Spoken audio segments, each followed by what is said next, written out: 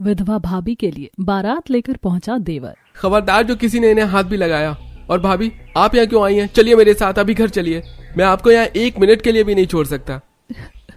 नहीं विवेक, मैं नहीं जा सकती। अगर मैं तुम्हारे साथ चली गई तो समाज मुझे हमेशा के लिए बदनाम कर देगा, मुझ पर लांछन लगा देगा। वैसे भी अब मेरा और तुम्हारा कोई रिश्ता नहीं रहा। समाज को रिश्ता चाहिए ना, तो सुनो, मैं अगले हफ्ते बारात लेकर आऊंगा और करिश्मा मैम को अपनी पत्नी बनाकर ले जाऊंगा। वैसे भी करिश्मा मेरा पहला प्यार है। आखिर ऐसा क्या हुआ करिश्मा के साथ कि उसके घर वाले उसे धक्का देकर निकाल रहे हैं, और क्यों विवेक ने उसे बारात लाने का वादा किया? कहां गया करिश्मा का पति? जानने के लिए बने रहिए हमारी कहानी में। विवेक अपने दोस्तों के साथ कैंटीन के पास वाले पिलर के पास खड़ा था। उसकी नजरें लगातार कॉलेज के गेट की तरफ है। यार रंजीत, देख अभी तक करिश्मा मैम नहीं आई। रोज तो वो 9 बजे तक लाइब्रेरी पहुंच जाती हैं। कहीं आज वो कॉलेज तो नहीं छोड़ रही? अबे ओ मजनू के अवतार, जरा सांस ले। वो फाइनल ईयर की स्टूडेंट है, शायद किसी प्रोजेक्ट में बिजी होंगी।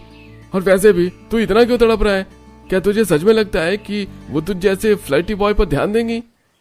अरे यार मजाक मत कर। तुझे पता है ना, जब भी मैं उन्हें देखता हूँ मेरी धड़कनें किसी रेस के घोड़े की तरह दौड़ने लगती हैं। ऐसा लगता है जैसे पूरी कायनात में सिर्फ वही एक रंगीन तस्वीर है और बाकी सब ब्लैक एंड व्हाइट। अरे भाई देख, ये जो तेरा धड़कन पुराण है ना, इसे जरा जुबान पर भी ला। कब तक इन्हें अपनी सिर्फ आंखों से पिएगा? जा और कह दे मैम से कि मैं आपसे प्यार करता हूँ।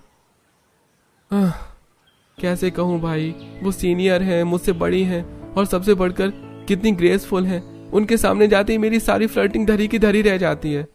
तभी सफेद रंग की कुर्ती और जीन्स पहने, कंधे पर बैग लटकाए करिश्मा अपनी 2 सहेलियों के साथ कॉलेज के गेट के अंदर आती है। विवेक उसे देखकर कहता है, देखो यार वो आ गई। यार वो कितनी सुंदर लग रही है ना। अरे अब देख मत, जा और आज बात कर ले, वरना फिर मत कहना कि हमने तुझे कहा नहीं था। ठीक है, आज आर्या पार, मैं जा रहा हूँ। विवेक जल्दी जल्दी लाइब्रेरी के अंदर जाता है, जहां करिश्मा टेबल पर बैठकर कोई बुक पढ़ रही थी। विवेक उसके पास जाता है। एक्सक्यूज मी करिश्मा मैम। हाँ, तुम विवेक हो ना, जूनियर बैच वाले? अरे मैम, आप मुझे पहचानते हैं? मुझे तो लगा कि आप मुझे जानती नहीं होंगी। पूरे कॉलेज में तुम्हें कौन नहीं जानता? तुम वही फ्लर्टी बॉय हो ना, जो हर दूसरी लड़की को नोट्स के बहाने रोक लेते हो। पूरे कॉलेज में तुम्हारे ही चर्चे हैं। नहीं मैम, वो तो बस मजाक है। असल में मैं वैसा नहीं हूँ जैसा लोग समझते हैं। अच्छा ठीक है, बताओ मुझे क्या काम है? हाँ मैम, मुझे साइंस के कुछ नोट्स चाहिए थे। वो बायोकेमिस्ट्री वाले। क्या आपके पास पुराने नोट्स रखे हैं? हाँ है, कल सुबह इसी वक्त मिलना, मैं घर से ले आऊंगी। अब जाओ, मुझे प्रोफेसर शर्मा की क्लास अटेंड करनी है। ऐसा कहकर करिश्मा चली जाती है और विवेक अपने दोस्तों के पास आता है। तब रंजीत उससे कहता है, क्या हुआ विवेक, बता दी तूने करिश्मा को अपने दिल की बात? नहीं यार, आज तो नहीं, बल्कि नोट्स मांग लिया है, पर कभी बताऊंगा, पहले वो मुझसे दोस्ती तो कर ले। ऐसा कहकर विवेक बात को खत्म कर देता है। अगले दिन विवेक करिश्मा के पास जाता है और उससे नोट्स ले लेता है। वो थोड़ी बातें करता है और ऐसे ही कुछ दिन बीत जाते हैं। एक दिन शाम को विवेक अपने घर आता है तो देखता है कि हॉल में पूरा परिवार इकट्ठा बैठकर किसी मामले पर बात कर रहा था। विवेक को देखते ही उसकी माँ सुनीता कहती है, आओ आओ विवेक बेटा, हम तुम्हारा ही इंतजार कर रहे थे। तेरे भाई के लिए एक बहुत अच्छा रिश्ता आया है। रिश्ता? वाह भैया, आपकी तो निकल पड़ी। कौन है वो बदनसीब जो आपसे शादी कर रही है? चुप कर माँ, देखो इसे कैसे बात कर रहा है। अरे बेटा विवेक, मजाक छोड़ो, लड़की बहुत खानदानी है, पढ़ी लिखी है। तुम्हारी बुआ बता रही थी कि उसके लिए बहुत सारे रिश्ते आ रहे हैं, लेकिन उन्हें हमारा विजय बहुत पसंद आया। ऐसा करते हैं, कल संडे है, कल उसे चलकर देख लेते हैं। माँ, क्या होने वाली भाभी की कोई फोटो है? अरे नहीं बेटा, तेरी बुआ जी ने फोटो तो नहीं भेजी, हम कल चलकर ही देख लेंगे। विवेक मुस्कुरा देता है। अगले दिन सभी लोग तैयार होकर लड़की देखने के लिए निकलते हैं। सभी उसके घर पहुंचते हैं, लड़की के घर वालों से बात करते हैं। तभी अचानक करिश्मा चाय लेकर आती है। करिश्मा को देखकर विवेक के होश उड़ जाते हैं और वो कहता है, करिश्मा मैम आप यहाँ? अरे विवेक, तुम यहाँ? अरे क्या तुम दोनों एक दूसरे को पहले से ही जानते हो? हाँ मम्मी, मैं और करिश्मा मैम एक ही कॉलेज में पढ़ते हैं। करिश्मा मैम मेरी सीनियर है। अरे ये तो बहुत अच्छी बात है कि होने वाली भाभी और देवर एक दूसरे को पहले से ही जानते हैं। सभी इस बात से बहुत खुश थे कि विवेक और करिश्मा एक दूसरे को पहले से ही जानते हैं। करिश्मा भी यह सुनकर मुस्कुरा रही थी, लेकिन विवेक के मन में तो जैसे तूफान उठ रहा था। वो अपने आप से कहता है, करिश्मा को भैया से अच्छा लड़का मिल ही नहीं सकता था। कहाँ मैं कॉलेज स्टूडेंट हूँ, और भैया सॉफ्टवेयर इंजीनियर। और वैसे भी अब करिश्मा मेरी भाभी बनने वाली है, तो आज के बाद मैं जब भी करिश्मा के बारे में सोचूंगा तो सिर्फ एक देवर की तरह ही सोचूंगा। इस तरह करिश्मा और विजय का रिश्ता पक्का हो जाता है। अगले दिन रात के समय विवेक अपने घर की छत पर अकेला बैठा था, तभी रंजीत वहां आता है। भाई मैंने सुना है कि करिश्मा मैम के साथ तेरे भाई का रिश्ता पक्का हो गया, ये क्या हो गया यार? अरे मेरी किस्मत ने मजाक किया है मेरे साथ रंजीत। जिस लड़की को मैंने अपने दिल की रानी बनाया वो अब मेरी भाभी बनने जा रही है। तू मना क्यों नहीं कर देता? कह दे कि तू उन्हें पसंद करता है। नहीं रंजीत, मेरे भाई की खुशी सबसे बढ़कर है। विजय भैया ने कभी मुझसे कुछ नहीं मांगा। अगर उन्हें करिश्मा पसंद है तो मैं अपने प्यार की कुर्बानी दे दूंगा। आज से वो मेरे लिए सिर्फ और सिर्फ भाभी हैं। ऐसे समय बीतता है और शादी का दिन भी आ जाता है। बारात निकल चुकी थी। विजय शेरवानी पहने घोड़ी पर सवार था। विवेक बारात में सबसे आगे नाच रहा था। बड़े ही धूमधाम से करिश्मा और विजय की शादी होती है और करिश्मा दुल्हन बनकर विजय के घर आ जाती है। सुनीता आरती उतारकर करिश्मा का गृह प्रवेश करवाती है। तब रमेश कहता है, अरे करिश्मा बहू, रात काफी हो चुकी है, अब तुम अपने कमरे में जाकर आराम कर लो और आप लोग भी अपने अपने कमरे में आराम करिए। सभी लोग अपने अपने कमरे में चले जाते हैं। अगले दिन सुबह करिश्मा नहा धोकर रसोई में जाकर पहली रसोई का खाना बनाती है। उसने खाने में दाल मखनी, मटर पुलाव, वेज बिरयानी, रायता, तड़के वाली दाल और पालक पनीर बनाया था। खाना बनाकर करिश्मा डाइनिंग टेबल पर सभी के लिए खाना परोस देती है और सभी खाना खाकर करिश्मा की तारीफ करते हैं। भाभी खाना बहुत अच्छा बना है। देखा, मैंने कहा था ना, मेरी बहू बहुत गुणी है। अब मेरा घर सच में घर लगेगा। पता है करिश्मा, माँ तो कब से अपनी बहू के आने का इंतजार कर रही थी। करिश्मा विजय की बात सुनकर मुस्कुरा देती है। धीरे धीरे समय बीतने लगता है। करिश्मा अब घर में काफी घुल मिल गई थी। विजय भी करिश्मा का बहुत ध्यान रखता था। आज रात के 8 बज रहे थे। विजय अपने कमरे में था। विवेक बाजार से लौटा था। उसके हाथ में एक छोटा सा बैग था। वो सीधे किचन की ओर गया जहां करिश्मा खाना बना रही थी। भाभी ये लीजिए, मुन्नालाल की मशहूर केसर पिस्ता आइसक्रीम। मुझे पता ही आपकी फेवरेट है। थैंक यू विवेक, ये सचमुच मेरी फेवरेट है। देवर हूँ आपका, अपनी भाभी की पसंद का ख्याल ही रखना ही पड़ता है। चलिए अब जल्दी से खाकर बताइए कैसी लग रही है। करिश्मा खुश होकर आइसक्रीम खाने लगती है। तभी विजय वहां आ जाता है और करिश्मा को आइसक्रीम खाता हुआ देखकर मुस्कुराकर कहता है, ओहो, यहाँ तो आइसक्रीम पार्टी चल रही है। विवेक, तू तो बहुत स्मार्ट निकला, सिर्फ भाभी के लिए लाया। अरे भैया, आप तो बड़े भाई हैं, आप खुद जाकर खा सकते हैं। भाभी नई नई आई है, उनका स्वागत तो स्पेशल होना चाहिए ना। ऐसे कुछ दिन बीत जाते हैं। एक दिन करिश्मा किचन में सब्जी काट रही थी। तभी विवेक वहां आता है और कहता है, भाभी आप सारा काम अकेले ही करती हैं, लाइए मैं मदद करूं, मैं आलू छील देता हूँ। रहने दो विवेक, तुम जाकर अपनी एग्जाम की तैयारी करो। अरे पढ़ाई तो चलती रहेगी भाभी। वैसे आप खुश तो है ना यहाँ पे? भैया आपको परेशान तो नहीं करते ना? विजय बहुत अच्छे हैं और तुम तो इस घर के सबसे अच्छे इंसान हो। सबका कितना ख्याल रखते हो, इस घर की रौनक हो तुम। अरे नहीं भाभी, इस घर की रौनक तो आप हैं। भैया बहुत खुशकिस्मत हैं कि आप उन्हें मिली। विवेक और करिश्मा की काफी अच्छी जमती थी। ऐसे दिन बीत रहे थे। एक दिन विजय ऑफिस से घर लौट रहा था। अचानक सड़क पर एक तेज रफ्तार ट्रक से उसका एक्सीडेंट हो जाता है। सुनीता को किसी का कॉल आया। Hello, Sunita speaking. जी इंस्पेक्टर साहब, बताइए क्या बात है। इंस्पेक्टर की बात सुनकर सुनीता के हाथों से फोन गिर जाता है और वो जोर से चिल्लाती है। सभी लोग अस्पताल पहुंचते हैं जहां डॉक्टर उन्हें बताता है, आई एम सॉरी, हम उन्हें नहीं बचा सके। नहीं, मेरा विजय, मेरा बेटा। नहीं नहीं नहीं, ऐसा नहीं हो सकता, वो मुझे छोड़कर नहीं जा सकते। सभी लोग मिलकर विजय का अंतिम संस्कार करते हैं। धीरे धीरे विजय की मौत को 1 महीना बीत चुका था। सुनीता का दुख अब कड़वाहट में बदल गया था। वो अपनी हर तकलीफ का जिम्मेदार करिश्मा को ठहराने लगी थी।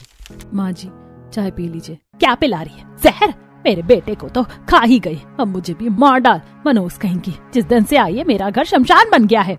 अरे सुनीता चुप हो जाओ, इसमें बच्ची का क्या दोष है? हमारा बेटा हमारी किस्मत में नहीं था, इसलिए वो चला गया।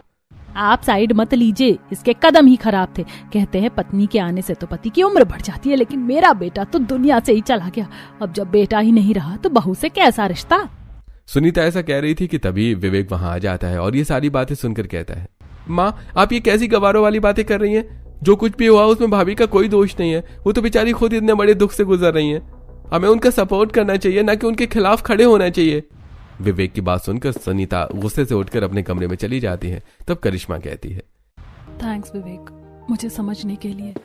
ऐसा कहकर करिश्मा भी वापस किचन में चली जाती है। शाम को करिश्मा किचन में खाना बना रही थी। तभी उसकी सास आकर कहती है, कोई जरूरत नहीं है हम लोगों के लिए खाना बनाने की, मैं खुद ही बना लूंगी। आज के बाद ना ही तो मुझे तेरे हाथ का खाना खाना है और ना ही पानी पीना है। घर के बाकी काम कर, चल मेरी रसोई से निकल जा। ऐसा कहकर सुनीता करिश्मा को रसोई से निकाल देती है और खुद खाना बनाने लगती है और करिश्मा घर के बाकी काम करने लगती है। ऐसे ही दिन बीत रहे थे। एक दिन विवेक घर आता है और उसे करिश्मा कहीं दिखाई नहीं देती, तो वो अपनी माँ से कहता है, माँ, भाभी कहीं दिखाई नहीं दे रही है, कहाँ है वो? छत पर कपड़े धो रही है। अब विवेक छत पर जाता है और देखता है कि करिश्मा ढेर सारे कपड़े धोने में लगी हुई है। विवेक करिश्मा को देखकर कहता है, अरे भाभी, आपका चेहरा इतना लाल क्यों दिख रहा है और क्या जरूरत है आपको एक साथ इतने सारे कपड़े धोने की? चलो उठो, नीचे चलो। ऐसा कहकर जैसे ही विवेक करिश्मा का हाथ पकड़ता है तो देखता है कि करिश्मा को बहुत तेज बुखार है। विवेक परेशान होकर कहता है, अरे ये क्या, आपको तो तेज बुखार है, चलो मेरे साथ नीचे चलो। विवेक, मुझे इतने कपड़े तो धो लेने दो वरना माँ जी गुस्सा करेंगी। विवेक करिश्मा की बात को नहीं सुनता, उसे लेकर नीचे आता है और कमरे में कंबल उड़ाकर लिटा देता है। फिर अपनी माँ के पास आकर गुस्सा होते हुए कहता है, माँ, भाभी को बहुत तेज बुखार है, आपको उनसे इतना काम नहीं करवाना चाहिए। कैसे पत्थर दिल हो गई हैं आप, मुझे तो समझ ही नहीं आता। देख विवेक, घर की बहू को तो घर के काम करने ही पड़ते हैं और तू उसकी कुछ ज्यादा ही तरफदारी कर रहा है आजकल, जो मुझे बिल्कुल पसंद नहीं है, समझा? माँ, आपसे तो बात ही करना बेकार है। ऐसा कहकर विवेक वहां से चला जाता है। वह अपने कमरे में जाकर फर्स्ट एड बॉक्स निकालता है और बुखार की दवा लेता है और फिर रसोई में जाकर दूध गर्म करता है और करिश्मा के कमरे में जाकर उसे दूध और बुखार की दवा देते हुए कहता है, ये लो भाभी, दवा खा लो, आपको आराम आ जाएगा। करिश्मा विवेक से दवा लेकर खा लेती है और कहती है, विवेक, तुम मेरी इतनी चिंता मत किया करो, ये मेरा नसीब है और मैं इसे बर्दाश्त कर लूंगी। अगर कहीं ऐसा ना हो तुम्हारा इस तरह से मेरी फिक्र करना, लोगों की नजरों में कोई और ही रूप ले ले। मुझे इससे कोई फर्क नहीं पड़ता भाभी, और फिर आपका ख्याल मैं नहीं रखूंगा तो कौन रखेगा? है ही कौन यहाँ आपका ख्याल रखने वाला? ऐसे ही थोड़ा समय और बीत जाता है। एक दिन विवेक घर आता है और अपनी भाभी से कहता है, भाभी, आज शाम को कॉलेज की गेट टुगेदर पार्टी है, आपको मेरे साथ चलना होगा। नहीं विवेक, एक विधवा पार्टी में नहीं जाती, माँ जी हंगामा कर देंगी। माँ जी जो बोलेंगी तो मैं सुन लूंगा, आप तैयार हो जाइए। करिश्मा की बहुत मना करने के बाद भी विवेक नहीं सुनता और उसे तैयार होने के लिए कहता है, भाभी, कॉलेज गेट टुगेदर में ब्लैक साड़ी ड्रेस कोड है, तो आप जल्दी से ब्लैक साड़ी निकाल कर पहन लो, फिर हम चलेंगे। लेकिन विवेक, मेरे पास तो ब्लैक साड़ी है ही नहीं। अरे कोई बात नहीं, हम अभी बाजार चलते हैं और ब्लैक साड़ी खरीद कर ले आते हैं, चलिए मेरे साथ। अब विवेक करिश्मा को बाजार ले जाता है और करिश्मा को एक बहुत सुंदर ब्लैक कलर की साड़ी दिलाता है। करिश्मा ये देखकर बहुत खुश हो जाती है।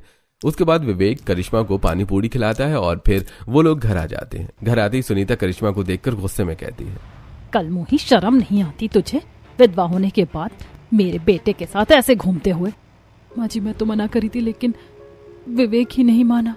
हाँ, बना ले बहाना, मेरे एक बेटे को तो खा ही गई, तू अब अपनी मनहूसियत का साया मेरे दूसरे बेटे पर भी डाल दे। माँ, ये कैसी बातें कर रही हो आप? मैं भाभी को लेकर गया था, मुझसे बात करो, भाभी को कुछ मत कहो। सुनीता, रमेश बिल्कुल सही कहता है, तुम्हारा इस तरह से करिश्मा से बुरा व्यवहार करना अच्छी बात नहीं है।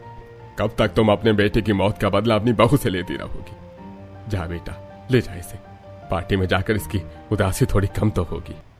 अब करिश्मा अंदर जाकर तैयार होती है और विवेक के साथ कॉलेज की गेट टुगेदर पार्टी में जाती है। इतने दिनों बाद कॉलेज में सभी लोगों से मिलकर करिश्मा बहुत खुश होती है। विवेक भी स्टेज पर गाना गाता है और डांस करता है। स्टेज परफॉर्मेंस के बाद विवेक करिश्मा के लिए खाना लेकर आता है और कहता है, भाभी देखिए, आपकी पसंद के गोलगप्पे और पनीर टिक्का, आपने कुछ नहीं खाया है, चलो मैं आपको अपने हाथों से खिलाता हूँ। विवेक करिश्मा को अपने हाथों से खाना खिलाता है। पास खड़ी पड़ोसन कमला ये देख लेती है और अपने फोन में फोटो खींच लेती है। अगले दिन कमला सुनीता के घर पहुंचती है और आग में घी डालती है। सुनीता बहन, मैंने कल पार्टी में देखा तेरा बेटा विवेक अपनी भाभी को अपने हाथों से खाना खिला रहा था। पूरे मोहल्ले में थू थू हो रही है। लोग कह रहे हैं कि बहू ने अब देवर पर डोरे डालना शुरू कर दिया है। मैंने पहले ही कहा था, ये कुलक्षणी है, मेरे दोनों बेटों को बर्बाद कर देगी। सुनीता बहन, मैंने जो देखा तो बता दिया, अब आगे जो तुम्हें ठीक लगे। अच्छा, मैं चलती हूँ। ऐसा कहकर कमला वहां से चली जाती है। विवेक और करिश्मा जब घर लौटते हैं तो सुनीता करिश्मा से कहती है, बेशर्म, सुहाग मरा नहीं कि देवर के साथ पूरे शहर में दंदनाती फिर रही है, थोड़ी तो शर्म कर। माँ, शर्म भाभी को नहीं, आपको आनी चाहिए अपनी बहू के लिए ऐसी बातें सोचकर। तू चुप रह, तेरी बुद्धि भ्रष्ट हो गई है। विवेक अपनी माँ की बात सुनकर गुस्से से अपने कमरे में चला जाता है। ऐसे कुछ दिन बीत जाते हैं। एक दिन करिश्मा बाजार से सब्जियां लेकर लौट रही थी। तभी करिश्मा देखती है कि सामने से मोहल्ले की रागिनी अपने पति के साथ बाइक में बैठकर घूमने जा रही है। ये देखकर करिश्मा दुखी होते हुए मन ही मन सोचती है, कितनी खुशियां हैं रागिनी के जीवन में। अगर मेरे पति जिंदा होते तो मेरे भी जीवन में खुशियां होती, लेकिन सब अपने अपने भाग्य की बात है। शायद मेरे भाग्य में पति का सुख लिखा ही नहीं था। करिश्मा ऐसा सोच ही रही थी कि तभी विवेक करिश्मा के पास अपनी बाइक लेकर आता है और कहता है, अरे मेरी प्यारी भाभी, भाभी सब्जी का झोला मुझे दो और मेरी बाइक पर बैठो, आज मैं आपको पानी पूरी खिलाने ले चलता हूँ। नहीं नहीं विवेक, मुझे घर पहुंचना है, माँ जी इंतजार कर रही होंगी, तुम रहने दो। करिश्मा के बहुत मना करने के बाद भी विवेक नहीं मानता और करिश्मा को अपनी बाइक में बिठाकर सब्जी का झोला सामने रख लेता है। फिर वो दोनों सबसे पहले पानी पूरी की दुकान पर जाते हैं और विवेक करिश्मा को पानी पूरी खिलाता है। उसके बाद वो उसे आइसक्रीम पार्लर ले जाकर आइसक्रीम भी खिलाता है। विवेक अपने हाथों से करिश्मा को आइसक्रीम खिला रहा था, जो रागिनी अपने पति के साथ आइसक्रीम खाते हुए देख लेती है। रागिनी अपने घर जाकर अपनी सास कमला को सारी बातें बताती है और कमला पहुंच जाती है आग में घी डालने के लिए सुनीता के पास। क्या बताऊं बहन, तुम्हारी बहू ने तो बेशर्मी की सारी हदें पार कर दी। दोनों एक दूसरे को अपने हाथों से आइसक्रीम खिला रहे थे। मेरी बहू ने तो अपनी आंखों से देखा। अभी भी समय है, अगर अपने बेटे को बचा सकती हो तो अपनी बहू के चंगुल से बचा, वरना देर ना हो जाए। आने दो आज उसे, अच्छी तरह खबर लूंगी मैं उसकी। कमला बातें करने के बाद अपने घर चली जाती है तो वहीं दूसरी तरफ विवेक करिश्मा को लेकर घर आता है। घर के अंदर आते ही सुनीता भड़कते हुए करिश्मा से कहती है, आ गई तू अपने देवर के साथ गुलछर्रे उड़ाकर। माँ अपनी जुबान संभाल कर बात करो, मैं भाभी को सिर्फ पानी पूरी और आइसक्रीम खिलाने ले गया था। आखिर वो भी तो इंसान है, उन्हें भी तो खुश रहने का अधिकार है।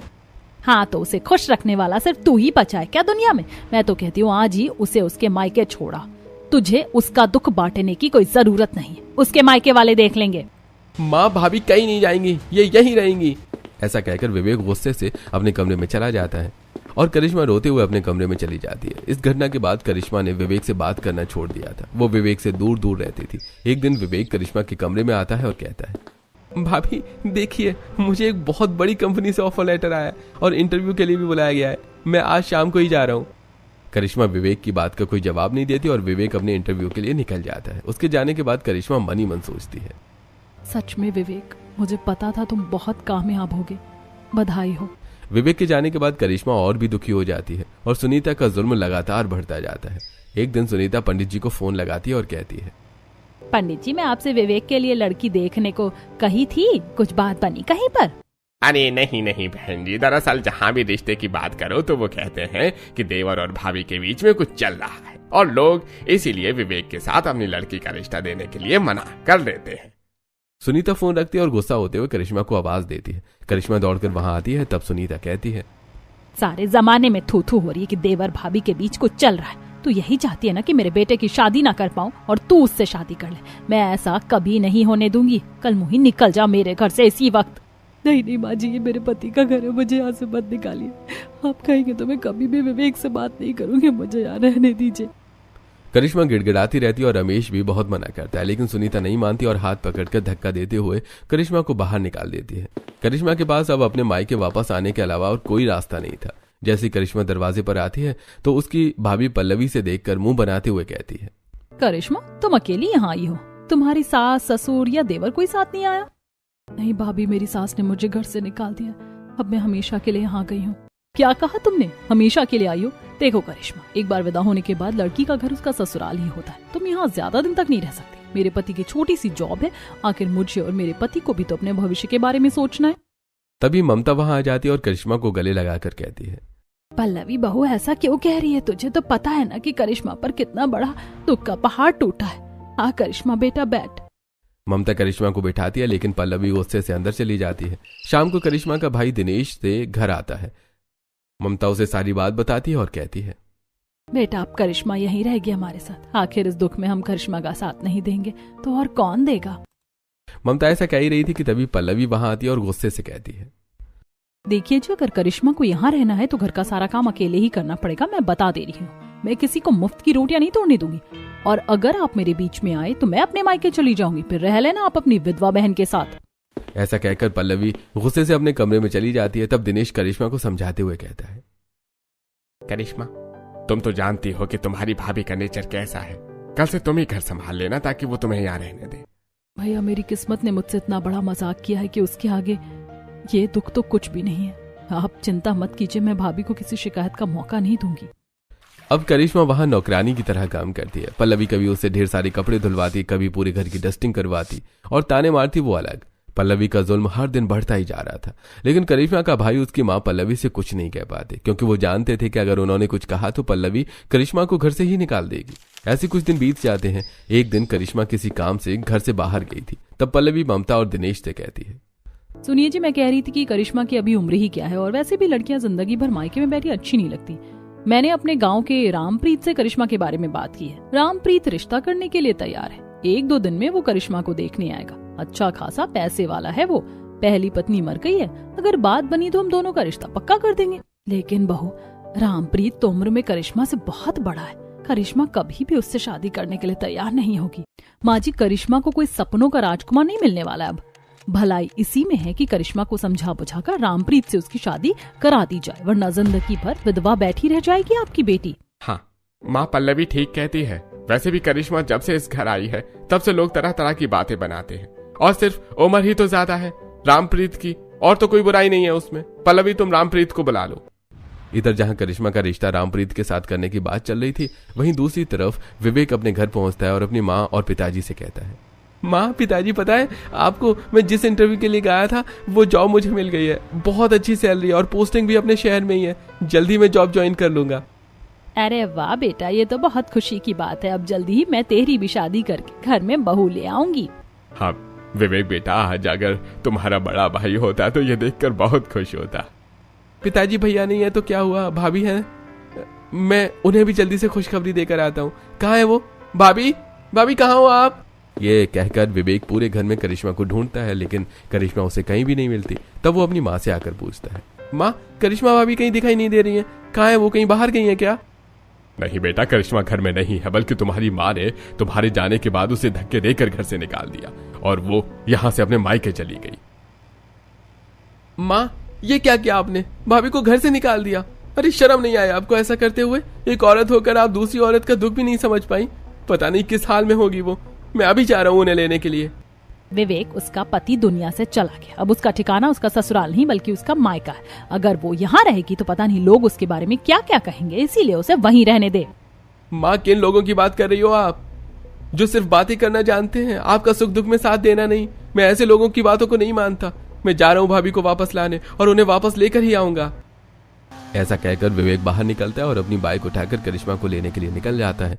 तो वहीं दूसरी तरफ रामप्रीत रिश्ता लेकर करिश्मा के घर आता है। रामप्रीत और करिश्मा के घर वाले बैठकर बातें ही कर रहे थे कि तभी करिश्मा बाहर से आती है। तब पल्लवी उससे कहती है, आओ करिश्मा, रामप्रीत को तो तुम जानती हो, हमने तेरी शादी रामप्रीत से तय कर दी है। रामप्रीत तुझे रानी बनाकर रखेगा। क्या भाभी, आपने मुझसे बिना पूछे मेरी शादी तय कर दी? आपने सोचा भी कैसे कि मैं इस बुढ़े रामप्रीत से शादी कर लूंगी? वो मेरे पिता की उम्र का है। आप मुझे बेचना चाहते हैं, मैं मर जाऊंगी पर ये शादी नहीं करूंगी। यह सुनकर रामप्रीत गुस्सा होते हुए कहता है, अरे भाई बहन जी, आपने मेरी बेइज्जती करने के लिए यहाँ बुलाया है? ठीक है, मैं जा रहा हूँ, लेकिन मैं भी देखता हूँ कि इस विधवा औरत से कौन राजकुमार शादी करता है। ऐसा कहकर रामप्रीत गुस्से से उठकर वहां से चला जाता है। तब पल्लवी गुस्सा होते हुए करिश्मा से कहती है, नखरे तो देखो महारानी के, एक तो मायके में आकर बैठ गई, ऊपर से इसे शादी करने के लिए कोई राजकुमार चाहिए। भाभी, आप क्यों मेरी शादी के पीछे पड़ी हो? मुझे किसी से शादी नहीं करनी। मेरे पति की यादें ही मेरे जीवन का सहारा है। आहा, पति की यादें ही जीवन का सहारा है, तो फिर यहाँ क्यों रह रही है? निकल जा अपने पति की यादों को लेकर यहाँ से और अपने ससुराल में जाकर रह। ऐसा कहकर पल्लवी करिश्मा को धक्का देकर घर से निकालती है। करिश्मा गिरने वाली होती है, तभी विवेक दरवाजे पर आकर करिश्मा को संभाल लेता है और कहता है, खबरदार जो किसी ने भाभी को हाथ भी लगाया। और भाभी, आप यहाँ क्यों आई हैं? चलिए मेरे साथ, अभी घर चलिए। मैं आपको यहाँ 1 मिनट के लिए भी नहीं छोड़ सकता। नहीं विवेक, मैं नहीं जा सकती। अगर मैं तुम्हारे साथ चली गई तो समाज मुझे हमेशा के लिए बदनाम कर देगा, मुझ पर लांछन लगा देगा। वैसे भी अब मेरा और तुम्हारा कोई रिश्ता नहीं रहा। समाज को रिश्ता चाहिए ना, तो सुनो, मैं अगले हफ्ते बारात लेकर आऊंगा और करिश्मा मैम को अपनी पत्नी बनाकर ले जाऊंगा। वैसे भी करिश्मा मेरा पहला प्यार है। विवेक की बात सुनकर घर के सभी लोगों के साथ साथ करिश्मा भी हैरान रह जाती है और फटी फटी आंखों से विवेक को देखने लगती है। तब विवेक कहता है, हाँ करिश्मा भाभी, मैं हमेशा से ही आपको पसंद करता था, लेकिन जब मुझे पता चला कि आप मेरी भाभी बनने वाली हैं तो मैं अपने दिल की बात दिल में ही दफन कर दी। पर अब जब आप मेरी भाभी नहीं रही, मैं आपको अपनी पत्नी बनाऊंगा। मैं जा रहा हूँ, लेकिन जल्द ही बारात लेकर लौटूंगा और आपको दुल्हन बनाकर यहाँ से ले जाऊंगा। मेरा इंतजार करना। ऐसा कहकर विवेक वहां से चला जाता है और करिश्मा अपनी कॉलेज की पुरानी यादों को याद करके रोती रहती है कि कैसे विवेक उससे बार बार बात करने की कोशिश किया करता था और कैसे उससे अपने दिल की बात कहने की कोशिश करता था। जिस पर करिश्मा ने कभी ध्यान ही नहीं दिया था।